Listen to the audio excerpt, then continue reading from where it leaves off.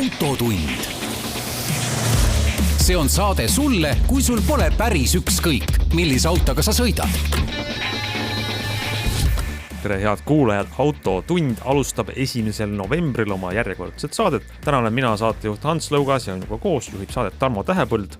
Me oleme kahekesi siin ja millest me räägime? Räägime sellest, et Eestisse veeres uus Lexuse mudel. Sama uus auto avalikustati McLareni poolt. Heidame pilgu 20 aasta tagusesse aega ja lähme lendama nostalgiaradadele. Anname nõu Mallukale. Kuidas seda ainult kuulda võtab? Selline saade tulemas. 1. november on täna, kui me seda salvestame, väljas on mõnus sügisilm, nii +10 kraadi peaaegu, aga tänase ja eelmise meie autotunni episoodi vahele jäi talv. Sellepärast, et eelmise nädala lõpus tuli siis lumekatte taoline ollus tuli maha. Tarmo, käisid sa sõitmas eelmise nädala lõpus, kui oli juba siuke lumine? Ei, ma lumistel päevadel õnnestus mitte sõita, sest mul oli autol kenekas läbi. Auto oli paranduses. Aga täpselt siis, kui saabus nädalavahetus, oli auto terve. Võtsin pühapäeval ette ma teen 2 korda aastas seda, koristan garaaži, sest ma panen alati teise seti rehve garaaži kõige tagumisse nurka. Siis on põhjust nagu kogu see sodi, mis sinna koguneb kord aastas ümber lapata. Ja mehelikult otsustasin, et ma nüüd ikkagi panen ise jälle rattad alla. Ikkagi tungraud ja kõik jutud. Said otseks ka ja kõik läks ilusti. Aga see projekt lõppes mul hästi kiiresti, sellepärast, et kuna suverehvid sai uued pandud, ehk siis suverehvid käisid profid juures vahetuses, siis ma ei tea, mis masinaga need kinni olid lasknud. Ma olen oma velje võtmega alati mutrid lahti saanud. Need lasti üle. Ja seekord ei ühte ka, ja kui ma 3. olin juba seal hüppanud seal võtme peas, ma sain aru, et mul on veel mingi 15 polti minna, ükski ei ole lahti. Aga mis ma tegin? Streffi vahetuse ajad olid ju kõik täis, nädalate kaupa. Võtsin oma asjad kaasa ja läksin Sõpruse Rimis on need, kui pannakse ajutiselt üles need telgid, jah? Telgid. Sõitsin sinna, ütlesin, kuulge, laske mul lihtsalt poldid lahti. Ja ma siin samas, ei ma ei sõitnud ära, ma sõitsin sinna 2 meetrit edasi ja vahetasin seal parklas ise. Andsin veel vastutulelikkuse eest 5 ja tehtud. Ehk siis, kui tahate enne seda mehelikkust üles leida, mis on kadunud, aga ei ole piisavalt mehelikkust, et lahti keerata neid polte, siis minge küsige abi. Mina ei hakanud petmagi, mina vahetasin paar päeva tagasi ära suverehvid, talverehvide vastu, aga eelmise nädala lõpus, kui mul olid suverehvid all, sõitsin Pärnust Tallinna poole laupäeva õhtul ja vaatasin aknast välja autost, vaatasin, et lumi on maas, talv on käes, sest seal oli maantee ääres oli ikka hea lumekatte ja siis mina olen nüüd see tüüp. Kui te sõitsite Pärnust Tallinna poole eelmise nädala laupäeva õhtul, siis üks vend sõitis ees nii vahepeal 60-ga, vahepeal 80-ga, seal vahemikus maanteel. Ja minu taha vaatasin taga peeglisse, oli paras roduautosid tekkinud. Ja siis ma olen selles olukorras, millest me oleme siin rääkinud, et miks sa lased enda taha tekkida rivil, miks sa ei lase inimestele mööda minna. Ja see käis mul peas ringi, mida ma oleks pidanud tegema? Laskma nad mööda. Aga probleem on selles, keegi ei tahtnud mööda minna. Pärnu maantee tead isegi väga pikad sirged, rahulik, kedagi vastu ei tule. Hoian paremale tee sirva, palun minge. Kas ma pean peatuma või? Mis ma pean tegema? Inimesed mu taga 60-ga sõidavad ja nad ei lähe. Kas asi on minus või neis? See on vist liikluse lugemise oskus, et et kas võib-olla nad kõik olid suverehvidega ja pidid olema, sest et ja keegi tahtnudki, ja neil oligi hea meel, et üks mees hoiab tempot ees, nagu mingi sportlane, et keegi näevad selle musta jää ära, et kui mina lähen seal keerlema, siis just, et keegi ennast katki ei sõidaks, las see loll ees läheb ja ma arvasin ka lõpuks, ma mõtlesin sama välja ja siis rahunesin, sest et paar rekkat tulid 85-ga ja lasin ilusti nad mööda ja nendel oli vastav varustus vist siis all, et nad ei minu arust rekkadele ei panda talverehvele. Vist ka ei panda, aga lihtsalt mass, vist äkki füüsika aitab jah. Ühesõnaga, see hetk oli siis ära, kui inimesed venisid 60-ga maanteel, et ärge pikka viha kandke ja sõitke mööda, kui oskused ja tehnika lubab. Kuulge, aga sina käisid nüüd siis vaatamas uut Jaapani autot Eestis. Ja jälle toodi samas formaadis, nagu oli nende eelmine UX linnamaastur, et toodi korraks kohale üks uus Lexuse mudel, mis tegelikult täis ilus jõuab siia alles uue aasta alguses. See oli eelseeria mudel, väidetavalt mõned asjad seal võib-olla võis olla kuskilt natuke liiga plastine, mida päris autol ei tule, ma ei märganud. Lexus ES, ilus, jälle väga popp sõna tänapäeva, kupeeliku disainiga, ehk siis langev katusejoon, aga auto mitte kupe, 4-ukseline sedaan. Kupeelik sedaan. Ja ma kohe jõuan, mis nagu segmentida siis mahub. Aga nende kupeelike sedaanide puhul on tihti jama see, et kupee tähendab langevat katusejoont ja pikematele meestele langeb see tagaistmel kohe väga kiiresti pähe. Aga kuna ES on nii pikk, ta on mõned millimeetrid alla 5 meetri, mis tähendab, et ta on sama pikk kui eelmise põlvkonna LS, mis on siis see kõige pikem ja kõige suurem Lexuse mudel. Et siis oli tagaistmel ruumi laialt, meenus isegi Škoda Superbilik, et ikka mõnusalt saad lösutada seal ilma, et põlved läheks vastu esiistet. No sina oled keskmist kasvu, ütleme, ja sul oli siis seal ei langenud eriti pähe. Ei. Auto on väga ilus, hästi, et kui nad selle uue LS-iga, selle luksusega, sa vaatad neid tagatulest, saad aru, et see on mingi Aasia stiil. Mingi asi, mis neile endale ilmselt, nad on nagu püherduvad vaimustusest, kui need tagatuled valmis joonistati. Aga ma ei tea, meie jaoks on seda kuidagi neid palju, ma ei tea, guugeldage. Lexus LS 600 näiteks. Ma guugeldan, sest mul praegu ES-i pildid ei avane, kui ma üritan saada pilti ette sinu jutule. Aga ES-il on see viga parandatud, et ta on hästi sile, soliidne, ilus, graatsiline, ma ei tea, võtame sõnaraamatu lahti ja hakkame siukse ilusaid sõnu ütlema, et voogav, ma kasutaks sõna. Ilus auto, mis seal sees on? Sees on tal 2,5 liitrine bensiinimootor, loomulikult koos elektrimootoriga, ehk siis hübriid. Sõita selle autoga me veel ei saanud, meile näidati seda. Sõita saab kuskil jaanuaris, veebruaris, aga andmete põhjal ei ole tegemist kindlasti mitte mingi rajumürsuga. 160 kilovatti kokku 2 mootorit teevad, kiirendus on 8,9 sekundit 100-ni, mis on selline ikka väga-väga rahulik minek. Kindlasti on ta selline mugav, rahulik, vaikne auto. Nüüd see, et hakkasime arutama, et autoklassid on täiesti segi löödud. Ma oleksin küsima, et mida see nüüd ES endast siis kujutab ja kus klassi ta läheb? Et seal presentatsioonil kasutati võrdlusena ka Audi A6 näiteks, mis ühtlasi tähendab siis ka E-klassi Mersut ja 5. seeria BMW-d. Räägime mõõtudest, eks? Ja mis A8-le vastu on siis LS umbes, siis on loogiline sealt, kus küll läheb. Aga sellega nüüd selline asi, et kõige kallim ES ehk siis tippvarustus Luxury maksab 60 000. 60 000 Lexuse eest. Ja algab 44 000, aga olgem ausad, keegi jällegi ei osta ju baasvarustuses Lexust. 44-60. Kui ma aasta auto valimisel sõitsin ühe Audi A6-ga, mis oli diiselmootoriga selline korralik variant, see maksis 92 000. üsnagi kind of nagu, vabandust anglitsismi eest, mõneti nagu samas klassis mõõtude sihtgrupi olemuse poolest, Poole kallim hind. Mis siis veel erineb? Erineb see, et Lexus ES on esiveoline. Nii, nüüd me jõuame selleni, et kuidas autoklassid on sassis. Autot näidati Lexuse keskuses, mis asub seal Tartu maantel, Sikupilli juures. Kõrvalmajas on Peugeot. Ja nende see proovisõidu 508, mis on langeva katusejoonega kupee. Kupeelik sedaan. Täisvarustuses, ma käisin sellega ka jälle aasta auto raames sõitmas, kõik asjad on peal. Tal on 1,6 turbo, esivedu, obujõude sama palju, Peugeot muidugi natuke teravam, maksab 50 000 eurot. Täpselt 49 900 oli selle konkreetse tippvarustuses. Nii. Nüüd on meil samas hinnaklassis üks Peugeot ja üks Lexus. Nii, aga mis juhtub aprillis? Aprillis tuleb müügisaalidesse Toyota Camry, mis on suur, esiveoline, 2,5 liitrise mootori, ka hübriid. Kõlab tuttavalt, eks ju, sisuliselt Lexus ES. Piltide järgi ka väga luksuslik, väga nagu kõva sõna. Teine logo on peal isegi, ja hind on kuni 40 000, seal ilmselt saab mingeid asju veel juurde panna. Et kas siis ongi, et siis Toyota maksab juba 40 000, Peugeot maksab 50 000 ja siis selle kõige juures on sama hinnaga veel ka Lexus saada, et marketingisektori või inimestel läheb ikka väga keeruliseks. Aga väga lihtne kokkuvõttes jutust, see Lexus ES on alahinnatud. Mulle ka tundus. Väga lihtne. Lexuse tõstke hinnaga kõrgemaks. Just, et mitte, et ma vaataks, et ta nägi nagu, et ta võiks kallim autol, lihtsalt mulle tundub, et see autoklassindus hakkab minema natuke segamini. Probleem on vist selles, et me hinna järgi üritame autodele anda sellist väärtust, mis ei ole seoses oma vahel. Aga praegu tekib mulje, et Peugeot ja Lexus on sama väärtusega.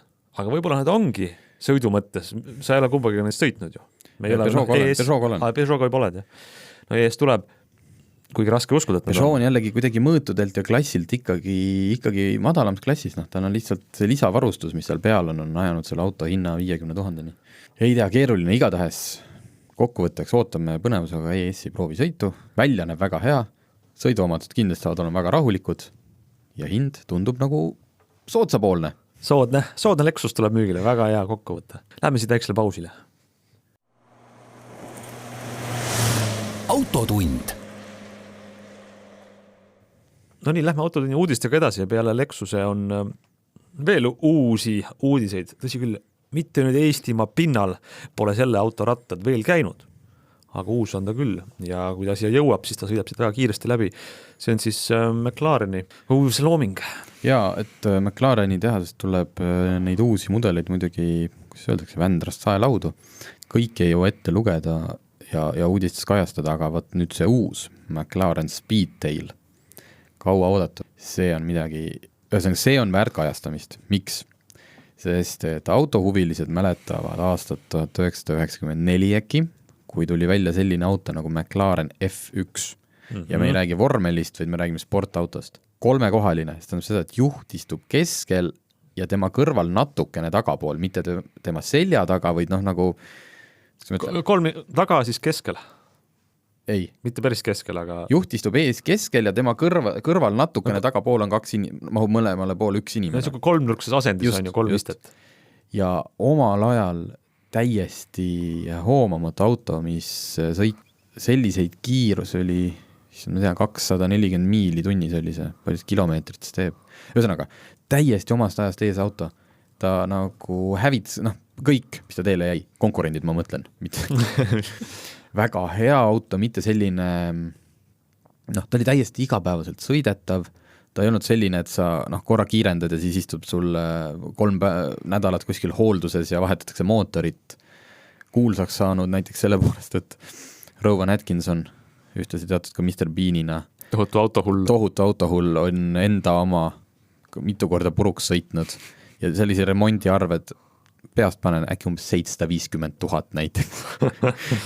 Ühesõnaga, sellele legendile on oodatud järglast juba pikalt ja uus McLaren Speedtail on nüüd see, ehk siis F1, sama hullumeelne, F1 osa 2. Samasugune istumisasend, samasugused võimsusnäitajad, seal loomulikult on hübriidtehnoloogiat, ei aeta taga tippkiirust. Tippkiirus on pandud praegult 403 peale, aga me teame, et siin igast Bugatti Chironid ja lubavad seal 450 ja... Kas see on nagu jäetud, et me ei astu sinna võistlusesse, kus Bugatti on valitsenud ju pikalt, on ju? Isegi ei ole seal Bugatti, viimase Koenigsegg lihtsalt tuli õige, vaikselt see tantsumees tuli nurgast. Ja. Just. Ja rebis võidu ära ikkagi. Ja täitsa naliks korraks põikan kõrvale, et Bugatti ja teine on Hennessy, on üks Ameerika autotuunija, kes minu arust juba mitu aastat, kas neil endal koomiliks ei muutu või lihtsalt press võtab uudiseid üles. Ma näen iga natuke sadangalt välismeediast, kuidas Hennessy lubab oma Venom F5-ga teha jälle nagu mingi kiirusrekordi. Me viime auto üle 300 miili tunnis. Siis ütleb Bugatti, me võiks ka viia, aga me ei vii. Aga see Hennessy ei tee seda, ta ei ole seda mitu aastat, ta ainult nagu räägib. Ja siis tuli Agera, Koenigsega Agera läks ja... Kas see, jällegi me kaldume teemast kõrvale, aga kas Hennessy on ikkagi nagu läheb kirja tootmises oleva auto, seeria autona? On piisavalt palju teevad neid? Ja, et sa saad, igaüks saab minna omal tellida selle auto, kui ta tahab. Nii. Aga see Speedtail ka seeria tootmises tuleb auto, on ju? Rõhub sellistele teistele omadustele, et näiteks kiirendusele seisust kuni 300. Mitte 0-100, sellel ei ole enam mõtet, sest see juhtub umbes 2 millegi sekundiga. 200 on kah selline, sest et näiteks BMW M5 reklaamitakse 0-200 kiirenduse järgi. Siis Speedtail võttis 0-300. See juhtub 12,8 sekundiga ja mis on 0,8 sekundit kiiremini kui Chiron. Aga 1050 hobujõudu, 2 turboga, 4-liitrine mootor, ühesõnaga. Ärme lange sügavatesse tehnilistesse detailisse, aga üks asi on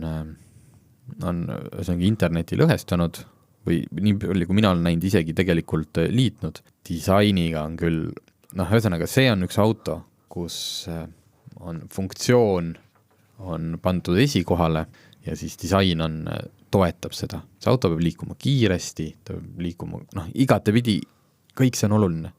Ja tänu sellele näeb ta välja nagu olid hübriidautod 90-ndatel. Tead, mingi esimesed Honda Insightid ja Toyota Priused, et hästi imelik. Aga sa ütled, et see ei lõhesta inimesi, sest need sellised... Enamik leiavad, et see on kole. Jah, selles mõttes, see on kõik ühel meelel, jah. Just, et kaua arenduses olnud auto legendi järglast esimene F1 oli väga, väga selline visuaalselt äge auto. No aga selle, ma tahan öelda kogu aeg V-tilk selle kohta, Speedtail ikkagi, mitte aga V-tilk on väga hästi, jah. Aga tema saba, see on juba see on väga eriline. See on väga eriline. Kui te ei tea, millest me räägime, kuuldage neid pilte, sest see auto on tõesti väga eriline. McLaren Speedtail, kiirussaba. Ja see saba minust juba nii eriline. Ei, ta ongi eriline, aga juba see, et kuidas tal siin pildil on, et esi- ja tagavelg on erinevad. Aga see ei ole velg, ma saan aru, või see on nagu see tuulekate või mis peab suunama seda, mis ei keerle, vaid on miski, aga miks nad on need reklaamfotodel nagu siis pannud siis mõlemale rattale need peale? Taga pole vaja. Jah, just. No minule meeldib, väga äge auto. Ja eriti kui seda salongi pilti salongis läheb asi ägedaks. Jah, kuigi ma ei ole kogemusi ja ma ei tea ka, et kuidas see laia auto puhul see keskistme koht on, et võib-olla sellepärast ongi Rowan Atkins on nii palju variisid teinud, et ei ole suutnud ära harjuda. Ja istud nagu vormelipiloot seal keskel, aga auto on palju laiem. Aga need kuidas sa näed sealt keskkohalt auto taga toimuvat, see ei toimu siis ka mitte lihtsalt igava ja aegunud tehnoloogiaga, kus on siis klaas ja hõbe, mis peegeldab valgust, ei, see näeb siis midagi elektroonilist, sõidab välja auto kerest, kui sa tahad vaadata taha. See tagavaata kaamerad. Nii, aga siis lõpetuseks see, et kui keegi tahab seda osta, siis selle hind on 1,97 miljonit eurot, ehk 2 miljonit eurot. Neid ehitatakse 106 tükki ja suhteliselt kindlalt on nad kõik juba ära müüdud. Ehk siis te ei saa osta, isegi kui teil on 2 miljonit. Vaadake järelturule. Vaadake Auto 24, äkki tuleb mõni sealt. Teeme pausi ja siis sukeldume 90-ndatesse. Autotund. Autotund läheb edasi, miks me lubame kogu aeg räägime sellest, mis toimus 2 aastakümmet tagasi. Ei olegi head põhjust peale selle, et siis olime kõik nooremad ja elu tundus ilusam ja autod tundusid erakordsemad. Viimasel nädalal on tulnud nagu mitu põhjust ette vaadata selle ajastu autosid ja mõelda tagasi, mis oli siis unistusväärne ja mis oli eriline. Ja sulle, Tarmo, jäid silma nii mitugi väga kaasaegsid praegust, ütleme siis, näidet sellest, mis olid 90-ndate unistuste auto. Jah, iga päeva sellised liiklus ja värsked autouudiste vahele tuleb aeg-ajalt käia ennast minevikus loputamas. Käin regulaarselt Auto 24 külastamas ja üks päev ilmus sinna Audi RS2. Audi RS-i mudelid on need kõige sportlikumad. Kõik teavad võib-olla Audi S6, mis on tänapäeval juba selline tavaline, aga tõeliselt rajud on RS-mudelid. Ja Audil on nii kihvtid need ka, sest nad on, sa võid ju saada nad ka tavalise universaalkerega mudelis, mis on tõeline siis hunt lambanahas. Sleeper, et nad on tihti hästi märkamatu välimusega, aga kapoti all on V10 mootor ja 600 hobujõudu. Aga RS2 oli see, mis selle asja kõik alguse pani. Mäletat, Audi 80 oli selline väga populaarne auto ka Eestis. Selle universaalkerega versioon anti Porsche kätte. Tehke midagi. Porsche tegi auto, mis 315 hobujõudu tollel ajal, ikkagi väga-väga kõva number. Kiirendus ka seal 5 sekundi juures, et tavaliselt need 90-ndate legendid ja sportautod on, omal ajal oli kõvad sõnad, tänapäeval võtad selle, vabandust, et ma ilmselt saan kõvasti seda pahandust internetis, aga minu arust on näiteks, ma ei ole sõitnud E30 põlvkonna BMW M3-ga, aga ma olen sõitnud põhimõtteliselt täpselt sama võimsa selle E30-ga, mis Portugalis ei võinud M3 müüa, siis tehti mingid maksualaseid värke, ühesõnaga. Meh, sul ei ole sellist, see kiirendus ei ole selline, mis sind surub istmesse ja kõik selline natukene nagu vedel aga RS2 on ilmselt ka tänapäeval, ma ei ole muidugi sõitnud, aga nende andmete poolest on ta see tänapäeva autostele võrdne. Ja see lõigi selle nostalgiamootori käima, sest et 90-ndatel juba sai esimesi autoajakirja välismaaomasid, siis oli just RS2 hiilgeaeg, siis ta tuli, siis ta võidutses. Sa mäletad, sa vaatasid seda ja imetasid seda toona? Jah. See on ehitatud koostöös Porschega ja neid ei ole maailmas palju. Mis seletab ka, miks sellise auto siis hind järelturul, selle näite põhjal, mis nüüd eelmisest nädalast ilmus Eestis. See auto on siis 23 aastat vana, sõitnud juba ligi 200 000 läbi, aga sellegi poolest korraliku, mis ta siis võtab, peaaegu Lexus ES-i hinda.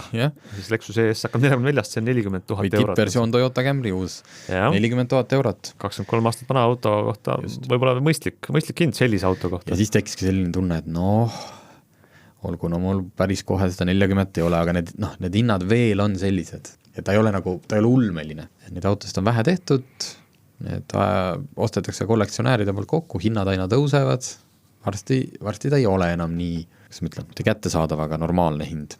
Ja siis tulid need 90 autod meelde, mida ma sellel ajal kohtasin, mis juba oli tuttavatel, mingitel sõpradel, eks ju, kuskil keskkooli lõpus, mõne isal juba oli seal ägedam auto, üks tuttav sõitis Audi S2-ga, mis on kupee, natuke ikka kõvasti lahjam kui see RS2, aga selle eest nagu kättesaadavam.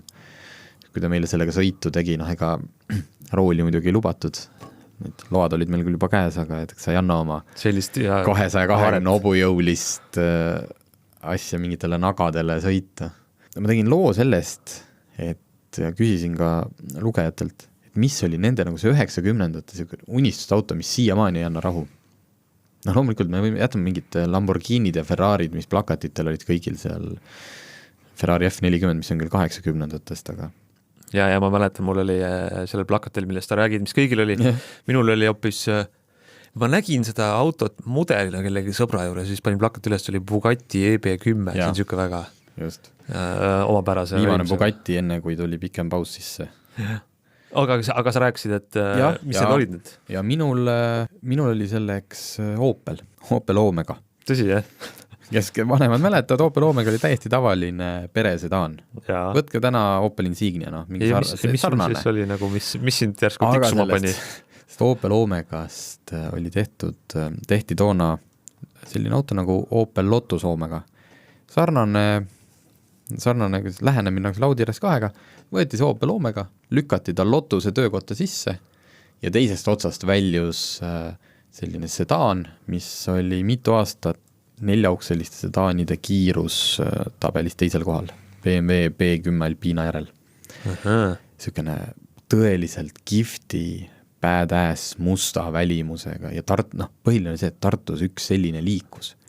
Et see ei olnud see, et mingi unistus kuskilt Saksa autoajakirjadest, vaid sa näed seda. Et see on olemas. See satub sul niimoodi imeline päev, kui sa näed, et see jälle sõitis.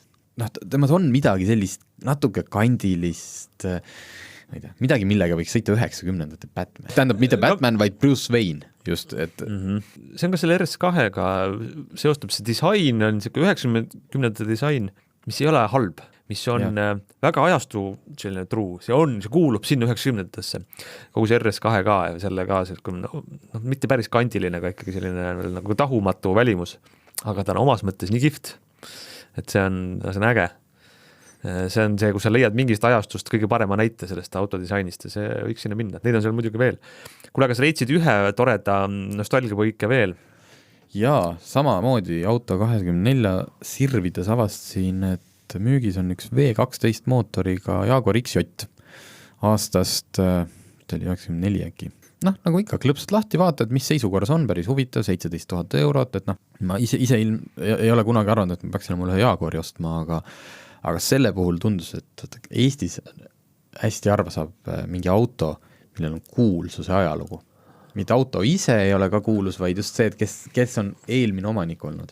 Siin Lennart Meri limusiini müüdi vahel vist ja paljud ikka kuulsused meil on olnud. Ei, Lennart Meri limusiini ei ole kunagi müüdud. Selle sai kohe minu arust Kaitseliit endale ja kas maha müüa ei tahtnud seda? Ma ei tegelikult üks teine on küll erakasutuses, üks veel varasem. Üks ametiauto mingi vist oli. Aga Jaak Joala Jaguar. Jaak Joala oli teadupärast suur Jaguari fänn. Ma siin pärast seda kuulutuse leidmist kuulsin, et tegelikult on nii-öelda Jaak Joalale kuuluvaid Jaguare peaks Eestis olema 3 või 4 tükki. Et ma tean tema poja käes piltidel, mis on internetis ja vist saates nägin, on neid 2. ja üks nendest ilmus üks päev müüki. Täitsa piltide järgi heas korras, müüja ütleb, et keegi sellega varem sõitnud ei ole, mis päris tõsi, see sõnastus oli ilmselt keegi väljaspool perekonda ei ole, sest et aastal 2015 on sellega üks väike avarii tehtud ja Jaak Joola oma jah, et siis mõtledki, et kas selline asi omaks, ise, mulle väga Jaak Joola muusik meeldib, aga päris ainult sellepärast ei ostaks. Aga huvitaks, sellel nagu ärimudelit oleks ära ostnud ja siis hakkaks kuskilt Venemaalt õngitsema. Leidno neid venemaalasi, kes mäletavad Jaak Joolat, sest oli ju seal ikkagi väga kuulus ja kes on halja loksal, et müükski talle, et vot, et mašina Jaak Joola. Et panna see nostalgia siis tõeliselt teenima. Just, aga ma ei jõudnud kahjuks seda ära osta, sest et järgmisel päeval oli juba kuulutus inaktiivne. Et ma ei tea, kas õnnestus maha müüa või ikkagi Jaak Joola poeg sai aru, et ta veel ei taha sellest loobuda. Sellepärast ta räägib oma plaanist nii avalikult, et just, seda ei saa teostada vist. Ja. Aga ma ei tea, kas sinu arust oleks nagu sellist äri... et Eestis et kui palju neid kuulsus, kelle autod sa nagu... Ilmselt on see väga väike turg, aga kui sa paned Jaak Joola kokku Venemaa, kus ta oli ju tõeline staar, sealt võiks mingisugune idee alge olla. Aga kas seega tasuks seda vaeva, see on nüüd küsimus. Aga stiilne auto ikkagi see Jaguar, see tohutu mootoriga on ju. 6 liitrit vist või? Nii, aga meie läheme ühe väikse pausi ja siis räägime edasi autodest, kuhu mahub sisse mitu inimest, rohkem kui 4. Lähme autodeniga edasi ja rohkem kui 4 inimest mahub tegelikult väga paljudesse autodesse, 5 mahub ikka, aga 5 rohkem, 6 ja nii edasi, siis läheb juba asi keerulisemaks. Narmo käis siin sõitmas ühe sellise autoga, aga sa reklaamisid alguses välja Malluka. Saame sellega ühele poole. Ei lihtsalt Mallukas on autoostme blogija, siis tuntud blogija on auto ostmise teel ja küsis siis ka lugejatelt nõu, et tal on 3. laps tulemas, et see, mida kõik 3. lapse omanikud, mille ees seisavad, et senine auto veel toimib, sest et taha mahub ju 3 inimest, aga tegelikult hakkab ikka jube kitsaks jääma, sest et esiteks asjad, 3 lapse tooli, eriti kui need lapsed on sul väiksed, kõik nagu järjestikku saadud, siis nende toolide mahutamine sinna, siis jama kui palju, tahaks midagi suuremat. Vaatasime ka välja, et siis ongi, võtad sellise auto, kus on juba 7 kohta, mis tähendab, et siis on jälle pagasiruumi ei ole, et see lõput on nagu see ring, et mis kasu nendest 2 istmest seal tagareas on, kui sa siis näiteks lapse vankrit enam kuskile panna ei saa. Aga kommentaariumis ka jõutis kiiresti selleni, et mis siis ikka, tuleb buss osta. Nii, aga see on paljude jaoks raske punkt elus. Nii, see nagu buss istumine, et mis asi ma nüüd siis olen, et kas ma olengi nüüd see pere ema kaldkriips isa, kes bussid teadupärast ei ole nagu sellise sõidurõõmu autod. Võt see ongi see autopsühholoogia keerulisem koht, et kui ma ostan selle bussi, kas see siis ütleb minu elu kohta midagi lõplikult, et on noorus läinud või midagi. Või siis ma teangi inimesi, kes teevad selle käigu ja istuvad roolis ja on ikka rõõmsad edasi, nii et murravad need müüdid. Ma ei mäleta, kas see oli Jeremy Clarkson, see on juba nagu nende igasuguste ütlustega on, et enamik asju võib panna Albert Einsteini suhu ja öelda, et see on tema tsitaat, aga vist Clarkson ütles Volvo kohta, et see on nagu kindel märk sellest, et sa oled käega löönud. Kui sa ostad omale Volvo, siis aga mina olen bussi usku, mulle Aga sina oled siis pigem, et buss on okei või? Ja mulle meeldib, aga see on täpselt samas, et mulle meeldib kõrgel olla. Ma olen, selline, ma ei tea, mida ma kompenseerida üritan või mis kontrolli vajadus. See ei ole väga lühike inimene, et ma ei tea ka. Nii, aga et testida siis ära, kuidas ühe bussiga sõit on, võtsin Volkswagen Multivanni. Nädalavahetuseks väga pikki selliseid mingit Eesti või välisreisi ei teinud, aga ikkagi piisavalt, et linnas, maal, igal pool. Mis on siis bussi, kui sa nüüd arvestad, et pere ja palju lapsi, põhiline eelis ongi see sama avarus. See on see, et kui enamjaolt on bussidel, sa saad teha niimoodi, et keskmises reas on siis 2 istet, et sa saad sealt vahelt minna sinna 3. ritta. Mitte sa ei pea kuskilt selja tuge alla laskma, ronima. Teiseks saad sa seal sees vabalt toimet. Mingi last turvatooli panna ilma, et sa ukerdaks ebasündsalt kuskil rõvedas novembri ilmas. Asjad, et taha siis pagasiruumi mahub, sul mahub autosse 7-8 inimest ja taga on sul ka kõik asjad võimalik kaasa võtta. Et just see avarus, et sa ei ole topitud mingisse väiksesse kasti kogu selle rahvaga, näiteks ka see, et mingis eas lapsed, kuidagi põhimõtteliselt ei taha näiteks üksteise kõrval väga rahulikult istuda. jaa, see on mina õnneks, minu lapsed on nii suure vahega, et mina ei ole seda pidanud, ütleme siis otse ära taluma. aga mida väiksem see vahe on, seda suurem tõenäosus, see on mingi matemaatiline valem selle kohta kindlasti olemas, aga seda suurem tõenäosus, et on vaja siis mängida selle ruumiline, geomeetriline lahendus sellest. Just, bussis saad sa need lapsed tõsta üksteisest nii kaugele, et nad võivad küll vehkida, aga ega nad üksteist puudutada ei ulata. Et turvaline istmerida vahel näiteks. Just, see on nii palju eeliseid. Ja mis on siis miinus? Jätame praegult sõidurõõmu kõrvale, sest et ega mingis 7-kohalises selles mahtuniversaalis, ma ei tea, Citroen C4 Picasso või Renault Espace me ka ei räägi sõidurõõmust. Jah, mis sa nimetad sõidurõõmu all, jah, see, kui sa oled roolis ja keerad ja tunned, et see on midagi erilist. Okay. Sõidurõõm, ma tean inimesi, kes selle multivänniga sõidavad ja on rõõmsad, sest nad saavad minna kalale ja on ära ja see buss on nende jaoks, täidab kõik need, mis sa vajad. Ma seda varsti ütlen, mis emotsiooni isegi mina nagu välja käiks, aga jah, kui me räägime sõidurõõmust, siis sellest auto juhtimisest, jah. Et kuidas ta sul kurvis käitub, kui kiiresti sa sinna kurvi minna võid, kõik sellised asjad. Seda ei ole, aga seda ei peagi seal olema. Sa ei saa istuda multivänni rooli ja siis tulla sealt välja, pagan, ikka küll, ei olnud kohe seal ikka kurvis nagu kippus kalduma ja siis on täiesti valed ootused. Kas multivännist mingit sellist sõidurõõmu tuuningversiooni ei ole või? Kuskil maailmas ikka on vast? Kindlasti saab teha muidugi, lased madalaks ja paned sportvedru alla ja kõike saab. Vastupidi, see multivan, millega mina sõitsin, oli isegi tema lisavarustus üks lisa, mis oli ta kõrgemaks tõstnud. Nii et ta oli ikka sellise maasturliku põhjakõrgusega. Väga hea. Kasutasin õiget sõna. Nii, konkreetne auto muidugi on väga kallis. Selles mõttes, et neid Volkswageni busse sa saad kuskilt, nende hinnad hakkavad 35 000 juurest. Sellist transporterit veel madalamalt, aga olgem ausad, see on ikkagi siis juba töömeest auto, kus transporteril on taga lihtsalt siis tühi või? Ei, ta ei ole tühi, ta on lihtsalt kõik, ta on hästi askeetlik. Kunagi ma mäletan, kui ma töötasin ühes festivalis ja osteti sinna bussi, siis oli valida, et kas transporter või siis Caravelle, mis on vahepealne, ja siis me võtsime transporteri, aga siis seal oli, kui sa oled salongis, siis seal ei ole katet tihti paljudel detailide peal. Võtta ette aknaraam ongi plekk, et seal ei ole polsterit peal, mis tähendab seda, et müriseb rohkem, kõik sellised. Multivan on see kõige luksuslikum variant. Ta on väga kallis, kõigemini see auto, millega sõitsin, see on mingi erimudel, millel on juba selline, kus on igavesti kehtiv sooduspakkumine, mul on tunne. See ongi executive versioon, kus on kõik lisad peal, maksab väidetava 60 000 asemel, maksab 51. Räägime praegu, et seda saab ka odavamalt. Samas hinnaklassi, nad jäävad kõik tegelikult. Kui sa võtad Mercedes-Benz V-klass, mis on siis Mersu versioon sellisest bussist, algab kuskilt madalalt, aga kui sa sinna midagigi tahad sisse panna, siis ta jõuab 50 000 kohe. Ma tundsin ennast roolis väga hästi. See oli musta värvi, selline ilus, läikiv, kõik soliidne. Ja tundsin ennast, ma ei tundnud seal üldse, et ma oleks nagu laste tegemisega liiale läinud ilma eluta pereid, ma tundsin ennast väärikalt. See oli selline omamoodi emotsioon. Sa tuled sealt, lähed sinna ülesse oma juhi kohale, vaatad sealt kõigele alla.